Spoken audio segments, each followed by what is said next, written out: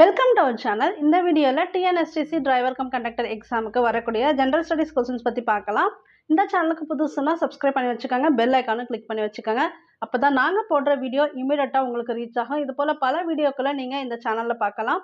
இந்த சேனலோட பிளேலிஸ்ட்டில் டிஎன்எஸ்டிசி எம்ஹெச்சி டிரைவர் எக்ஸாம் அப்படின்னு ஒரு ஃபோல்டர் இருக்கும். அதுக்குள்ளே போனீங்கன்னா உங்களுக்கு Tamil questions, GK questions, technical questions எல்லாமே பார்க்கலாம். தேவைப்படுறவங்க வாட்ச் பண்ணிக்காங்க. இப்போ நம்ம வீடியோக்குள்ளே போயிடலாம். ஒரு பெஞ்சில் ஏபிசிடிஇ என்ற 5 பேர் அமர்ந்துள்ளனர். ஸோ இந்த கொஸ்டின் வந்து பார்த்தீங்கன்னா நீங்கள் படித்து ஆன்சர் பண்ணணும் கிளியராக.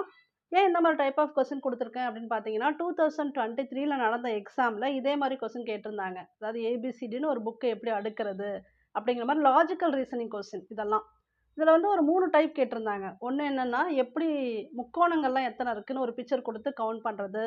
அப்புறம் இந்த மாதிரி கொஸ்டின், சீட்டிங் அரேஞ்ச்மெண்ட் கொஸ்டின் இதெல்லாம்.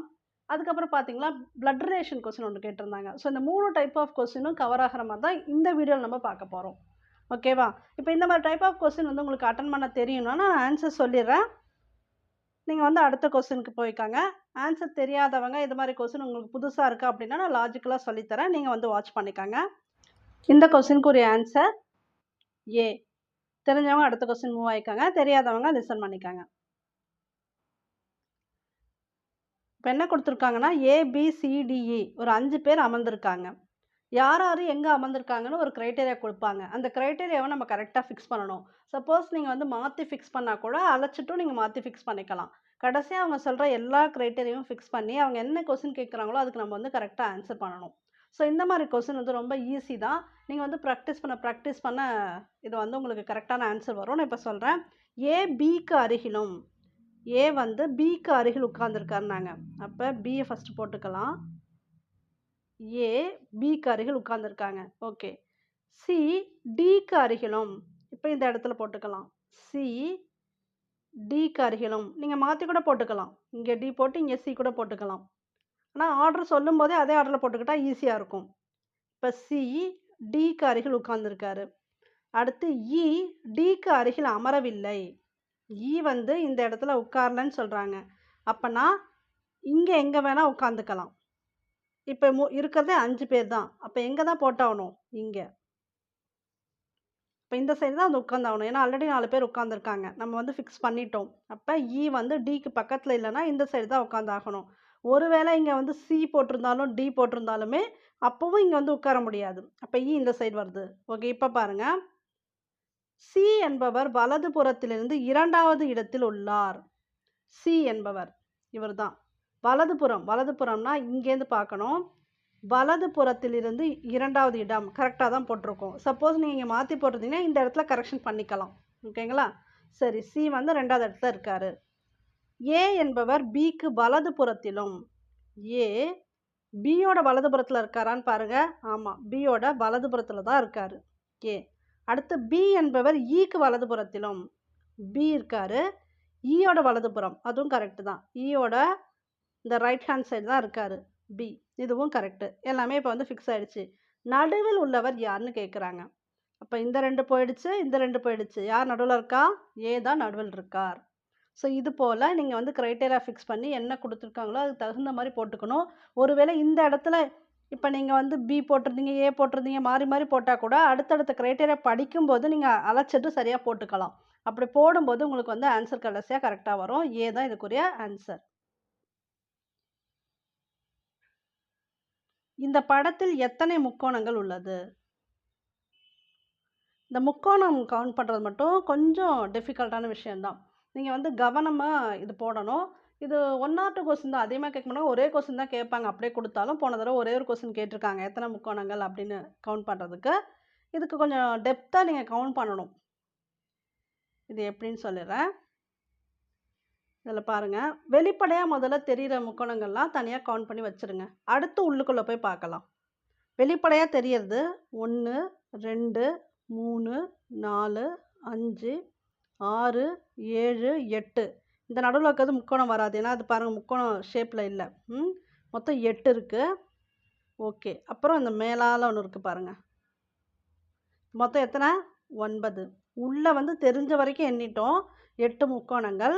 மேலே இருக்கக்கூடிய ஒரு முக்கோணத்தை கவுண்ட் பண்ணிட்டோம். மொத்தம் 9 முக்கோணங்கள் இருக்குது. அப்படியே விட்டு அடுத்தது பார்த்துக்கலாம். ஸோ ஆல்ரெடி 9 கவுண்ட் பண்ணியிருக்கோம். அடுத்தது பார்த்தீங்கன்னா, இங்க இருக்கு பாருங்க. இப்படி. இது 10. அப்புறம் இப்படி வருது இல்லையா? அது 11. அப்புறம் இப்படி வருது இல்லையா? 12. ஓகேவா? அடுத்து இப்படி 13. இந்த பொசிஷன் சொல்றேன். அடுத்தது அதே போல இந்த சைடு இருக்கு பாருங்க. இப்படி இருக்கு. 14. அடுத்தது 14 ஞாபகம் வச்சுக்கோங்க. 14க்கு அப்புறம் இந்த ஒரு முக்கோணம் வரும். 15, 16. இன்னும் 2 முக்கோணம் இருக்கு. 16க்கு அப்புறம் இந்த முக்கோணம். இது 1, இது 1. ப்ளஸ் 2 மொத்தம் 18 முக்கோணம் இருக்கும். டோட்டலா 18. இது நீங்கள் கவனமாக தான் கவுண்ட் பண்ணணும். சப்போஸ் உங்களுக்கு இது கவுண்ட் பண்ண கஷ்டமாக இருந்ததுன்னா, இந்த பிக்சரை ஓரளவுக்கு மெமரைஸ் பண்ணிக்க முடியும் அப்படின்னா, இந்த பிக்சரை அப்படியே மெமரைஸ் பண்ணி வச்சுக்கிட்டு, இந்த கொஸ்டின் சப்போஸ் கேட்டால் நீங்கள் 18ன்னு கொடுத்துக்கங்க. ஆனால் பிக்சர் வந்து கரெக்டாக மெமரைஸ் பண்ணிக்கணும். இதில் நடுவில் ஒரு கோடு போட்டாங்கனாலும், எக்ஸ்ட்ரா ஒரு கோடு போட்டாலும் உங்களுக்கு முக்கோணத்தோட கவுண்ட் மாறிடும். மாலா ஒரு ஆணிடம், உங்கள் அம்மாவின் கணவரின் சகோதரி எனக்கு அத்தை என்று கூறுகிறார். அந்த ஆண் மாலாவிற்கு என்ன உறவு? இது வந்து பிளட் ரிலேஷன் டைப் கொஸ்டின். இதை ஆன்சர் கெஸ் பண்ணுங்க. இல்லை நானே ஆன்சர் சொல்கிறேன்.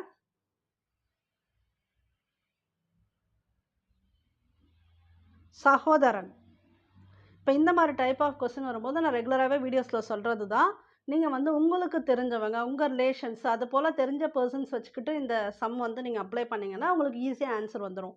நீங்கள் ஒரு பர்சனை திடீர்னு வச்சுக்கிட்டு ஞாபகம் வச்சுக்கிறத உங்களுக்கு தெரிஞ்ச பர்சன் ஞாபகம் வச்சுன்னா இவங்களுக்கு என்ன உறவு அப்படிங்கிறது ஈஸியாக ஞாபகம் வந்துடும். சரி, இப்போ இந்த கொஸ்டினை பார்க்கலாம்.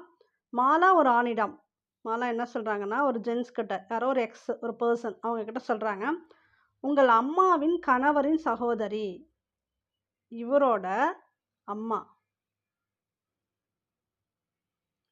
இவங்களோட கணவர்,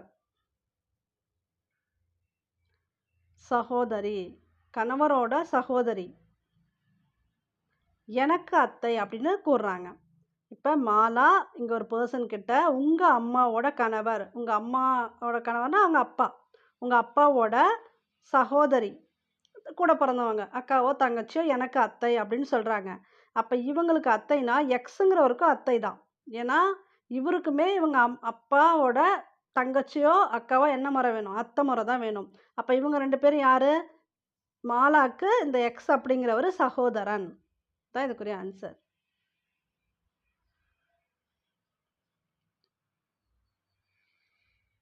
இந்த சீரீஸில் அடுத்து என்ன கேள்வி வரும்? இது மேக்ஸில் சிம்பிளாக இந்த மாதிரி ஒரு கொஸ்டின் கேட்டலாம்.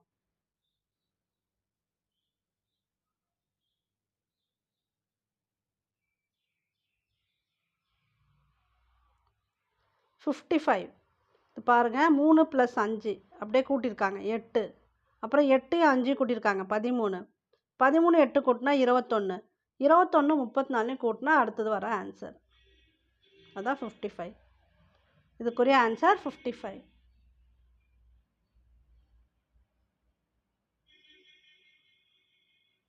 ஸோ இந்த கொஸ்டினுக்கு ஆன்சர் கெஸ் பண்ணுங்கள்.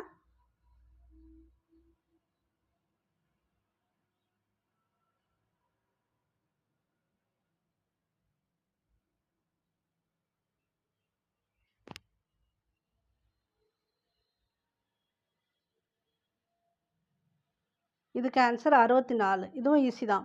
இப்போ 2 இருக்குது, 2 + 2 4, அடுத்து 4 + 4 8, அதோட அடுத்த 8 8 16, 16 16 32.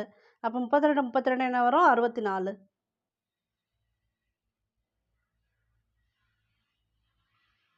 இதுவும் இந்த பிளட் ரிலேஷன் டைப் கொஸ்டின் தான். ஒரு ஆணை பார்த்து தேவி, இவர் எனது கணவருடைய மனைவியின் மகளுடைய சகோதரனின் மகன் என கூறுகிறார் எனில் தேவிக்கு அந்த ஆண் என்ன உறவு? தேவி ஒரு ஆணை பார்த்து, எக்ஸுங்கிற ஒரு பர்சனை பார்த்து, இவர் எனது கணவருடைய, இந்த பர்சன் தேவியோட கணவருடைய, ஹஸ்பண்ட் இருக்காங்க இல்லையா, கணவருடைய மனைவியின், மனைவின்னா இப்போ இவங்களே தான், கணவருடைய மனைவினா இவங்க தான் அது, அப்படி சொல்கிறது அப்படி இந்த இடத்துல. கணவனுடைய மனைவினா தேவி தான் இப்போ இந்த இடத்துல மனைவி. மகளுடைய சகோதரனின் மகன். இவங்களோட தேவியோட மகளுடைய சகோதரன். அப்போ சகோதரனா அவர் பையன்தான், தேவிக்கு பையன். பையனோட பையன் மகன் என கூறுகிறார் எனில் தேவிக்கு அந்த ஆண் என்ன உறவு? இந்த இவரோட சகோதரன் மகன் என்ன உறவுனா பேரன். பேரன் தான் வருவாங்க. இந்த படத்தில் எத்தனை முக்கோணங்கள் உள்ளது? இது கவுண்ட் பண்ண முடிஞ்சால் கவுண்ட் பண்ணுங்க. நான் ஆன்சர் சொல்லிடுறேன், தெரியாதவங்க கவனிச்சுக்கோங்க. 14. நீங்கள் கவுண்ட் பண்ணிவிட்டு ஆன்சர் எப்போன்னு செக் பண்ணுங்கள். ஓகே, இப்போ எப்படி வரும்னு பார்த்தீங்கன்னா வெளிப்படையாக இருக்கிறது ஃபஸ்ட்டு கவுண்ட் பண்ணிக்கலாம். 1 2 3, இது 2 முக்கோணத்தில் வராது. 4 5 6. ஸோ வெளிப்படையாக தெரியறது 6. அடுத்தது இப்படி ஒரு முக்கோணம் வருது பாருங்கள், தனியாக போட்டுறேன். இது 7. அப்புறம் இப்படி வருது 8. அப்புறம் இந்த செங்குத்து முக்கோணம் 9. இந்த செங்குத்து முக்கோணம் 10. அப்புறம் இப்படி வருது பாருங்கள் 11. இப்படி வர்றது 12. ஸோ 12 வரைக்கும் தெரியுது. இன்னும் 2 முக்கோணம் எங்கே இருக்குன்னு சொல்லிடுறேன். அந்த 2 முக்கோணம் இப்படி இருக்குது 13. அப்புறம் இங்கே தலைகீழ 1 14. ஸோ டோட்டலாக பார்த்தீங்கன்னா 14 முக்கோணங்கள். இந்த கொஸ்டினுக்கு ஒரு answer 14. TNSTC driver cum conductor exam prepare பண்ணுறவங்களான ஸ்டடி மெட்டீரியல் எங்ககிட்ட அவைலபிளாக இருக்குது. தேவைப்படுறவங்க இந்த நம்பரை காண்டாக்ட் பண்ணி பர்ச்சேஸ் பண்ணிக்காங்க. இந்த ஒரு புக்லேயும் உங்களுக்கு general Tamil, maths, general studies questions, அது மட்டும் இல்லாமல் தொழில்முறை திறனறி தேர்வு வினாக்கள் இது எல்லாமே கவர் ஆகிடும். நீங்கள் கொடுக்கக்கூடிய ஒரே அமௌண்ட்லேயே நாங்கள் டெஸ்ட்டும் கண்டக்ட் பண்ணிவிடுவோம். தேவைப்படுறவங்க இந்த நம்பரை காண்டாக்ட் பண்ணி பர்ச்சேஸ் பண்ணிக்காங்க. ஆல்ரெடி பர்ச்சேஸ் பண்ணவங்க டெலகிராமில் இன்னும் ஜாயின் பண்ணலன்னா சாரை காண்டாக்ட் பண்ணி ஜாயின் பண்ணிவிடுங்க.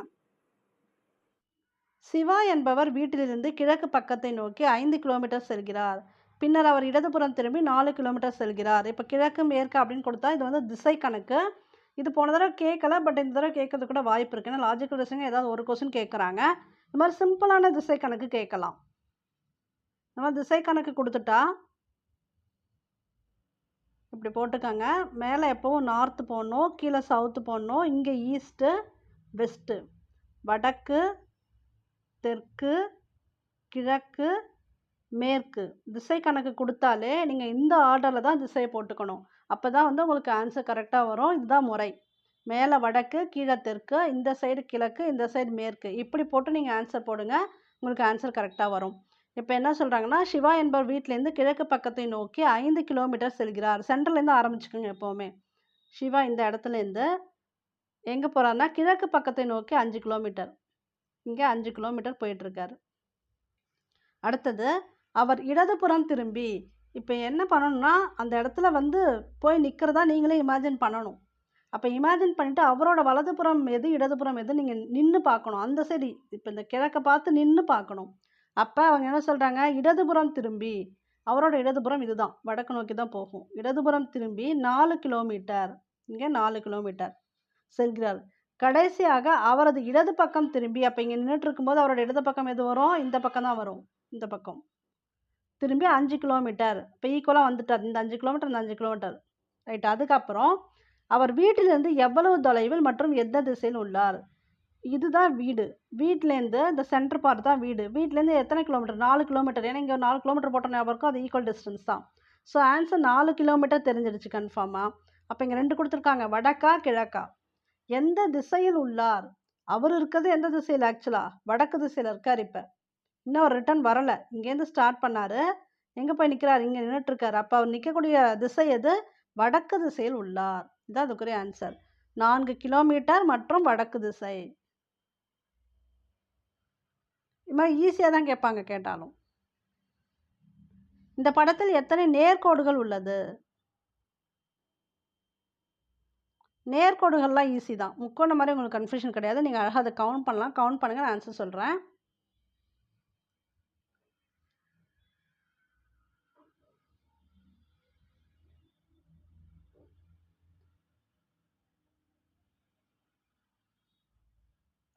இதில் டோட்டலாக பார்த்தீங்கன்னா 12 நேர்கோடு. 1 2 3 4, அடுத்து 5 6 7 8, 9 10, 11 12.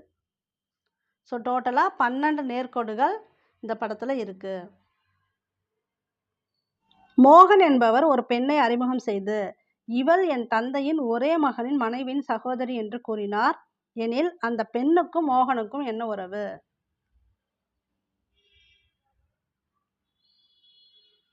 இதுக்குரிய ஆன்சர் மைத்துனி.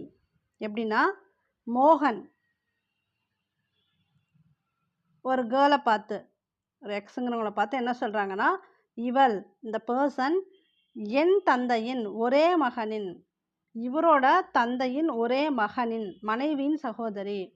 இவரோட தந்தை இருக்காங்க இல்லையா, அவங்க யாரோ ஒருத்தவங்க, மோகனோட தந்தை ஒய், ஒரே மகனின் மனைவியின் சகோதரி. ஒரே மகன், அப்போ ஒரே மகன் சொல்லிட்டாங்க இங்கே. அப்போ யார் தான் மகன்? மோகன் தான் மகன். 2 பேர் இருக்காங்கன்னா தான் உங்களுக்கு அந்த கன்ஃபியூஷன். என் தந்தையின் ஒரே மகன்னா மோகன் மட்டும்தான் மகன். அப்போ இவர் தான் அந்த இடத்துல இவரோட பையன், ஒய்யோட பையன். மனைவியின் சகோதரி, அப்போ மோகனோட ஒய்ஃப் இருக்காங்கல்ல, அவங்க தான் மனைவியின் சகோதரி, ஒய்ஃபோட சிஸ்டர். அப்போ மோகனுக்கு என்ன வேணும்? அவங்க மைத்துனி. இந்த படத்தில் எத்தனை முக்கோணங்கள் உள்ளது? இந்த கொஸ்டின் பார்த்தீங்கன்னா டிஎன்பிஎஸ்சியில் அடிக்கடி கேட்டிருக்காங்க. ஸோ இதை கவனமாக பார்த்து வச்சுக்கோங்க. உங்களால் இந்த முக்கோணத்தை கவுண்ட் பண்ண முடியலனா கூட இந்த பிக்சரை ஓரளவுக்கு மெமரைஸ் பண்ணிவிட்டு அதுக்கு எத்தனை முக்கோணம் இருக்குங்கிறத மட்டும் நீங்கள் மனப்பாடம் கூட பண்ணி வச்சுக்காங்க.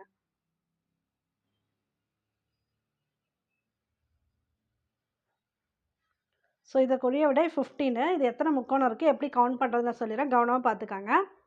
ஸோ வெளிப்படையாக தெரிகிற முக்கோணத்தை ஃபஸ்ட்டு கவுண்ட் பண்ணிக்கிறோம். 1 2 3 4 5 6. இதுக்கப்புறம் இங்கே முக்கோணம் வெளிப்படையாக தெரியல, இது வேணால் சேர்த்து கவுண்ட் பண்ணிக்கலாம். 7. ஸோ இது வரைக்கும் 7 முக்கோணம் கவுண்ட் பண்ணியிருக்கோம். அடுத்து பார்த்தீங்கன்னா இப்படி வருது பாருங்கள், 8. அப்புறம் இப்படி வருது இல்லையா, அது 9. இப்படி வர்றது 10. அப்புறம் இப்படி ஒரு முக்கோணம் வருது பாருங்கள், இப்படி வந்திருக்கு இல்லையா, இது 11.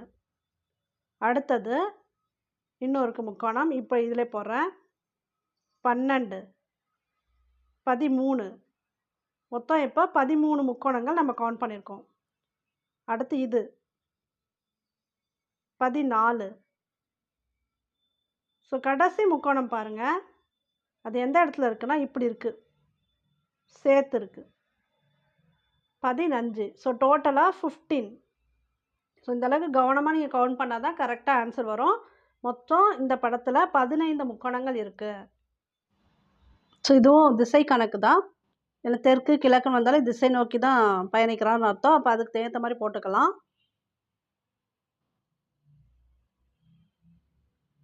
வடக்கு, தெற்கு, கிழக்கு, மேற்கு. ஏ என்பவர் தெற்கை நோக்கி 5 கிலோமீட்டர் பயணிக்கிறார். தெற்கை நோக்கி, அப்போ சென்டர்லேருந்து ஆரம்பிங்க, தெற்கை நோக்கி 5 கிலோமீட்டர், இங்கே வந்து 5 கிலோமீட்டர் பயணிக்கிறார். ஓகே. அடுத்தது, பின்னர் அவரது வலதுபுறம் திரும்பி, ஸோ இந்த சைட் பார்த்து நின்றுட்டுருக்காரு, அவரோட வலதுபுறம் திரும்பி, அவருக்கு எது வலதுபுறமாக இருக்கும்னு பார்த்துக்காங்க, இதுதான் வலதுபுறம். வலதுபுறம் திரும்பி பயணிக்கிறார். எவ்வளோ? 3 கிலோமீட்டர். இங்கே 3 கிலோமீட்டர், இங்கே 5 கிலோமீட்டர், இங்கே 3 கிலோமீட்டர். இடதுபுறம் திரும்பி பயணம் செய்கிறார். 3 கிலோமீட்டர் கடந்த பின் இடதுபுறம் திரும்பி, அப்போ எது இவருக்கு இடதுபுறம் பாருங்கள், கீழே வரும் இப்படி. இப்பொழுது அவர் புறப்பட்ட இடத்திலிருந்து எந்த திசையை நோக்கி நின்று கொண்டு இருப்பார்? புறப்பட்ட இடம் இங்கே சென்டரில், எந்த திசையில் நின்றுட்டுருக்காரு? தெற்கு திசையில் தான் நின்றுட்டுருக்காரு. அப்போ ஆன்சர் என்ன? தெற்கு. எந்த திசையை நோக்கி நின்று கொண்டு இருப்பார்னா தெற்கு திசை.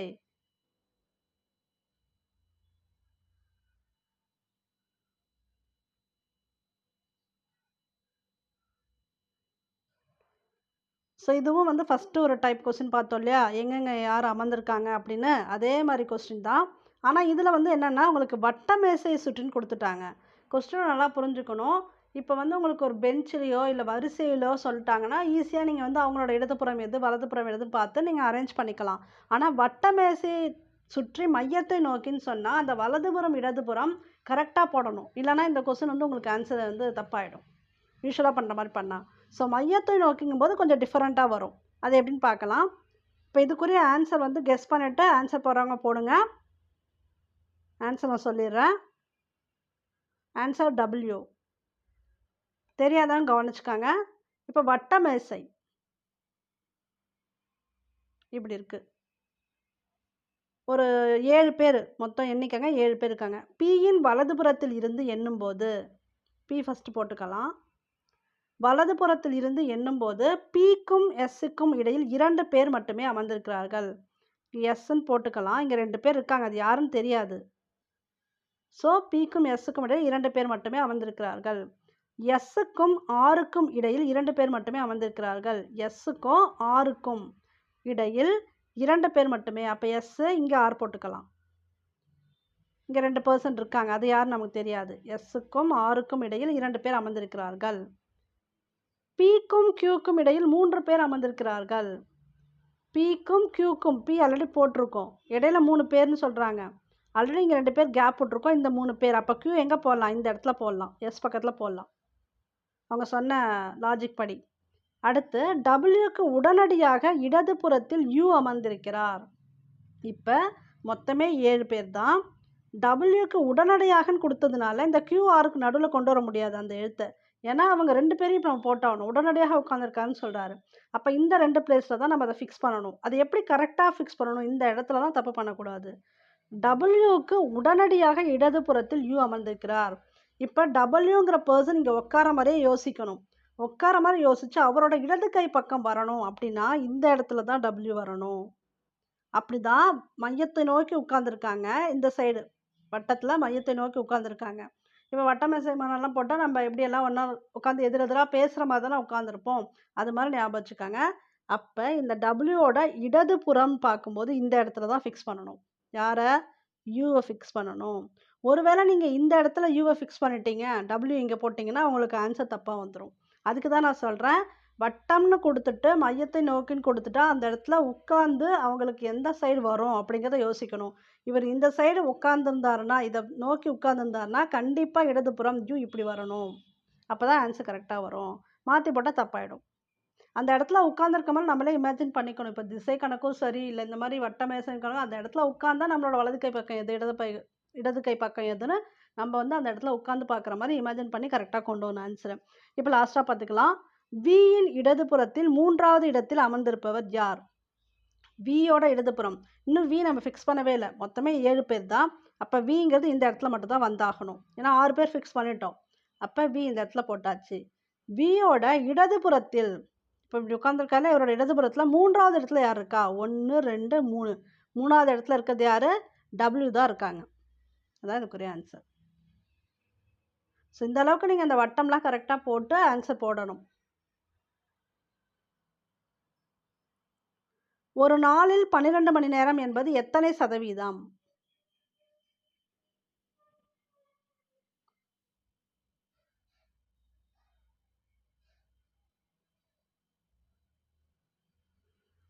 ஐம்பது சதவீதம். ஏன்னா ஒரு நாளைக்கு 24 மணி நேரம். அதில் பாதி 12. அப்போ இது நீங்கள் 100ன்னு வச்சுக்கிட்டிங்கன்னா இதில் பாதி எவ்வளோ? 50%. இதுதான் இதுக்குரிய ஆன்சர். இது டேரெக்டாகவே போட்டலாம். உமாவை அறிமுகம் செய்து வருண் கூறினார், அவள் என் அப்பாவின் ஒரே மகனின் மனைவி எனில் உமா அவரது அம்மாவிற்கு என்ன உறவு?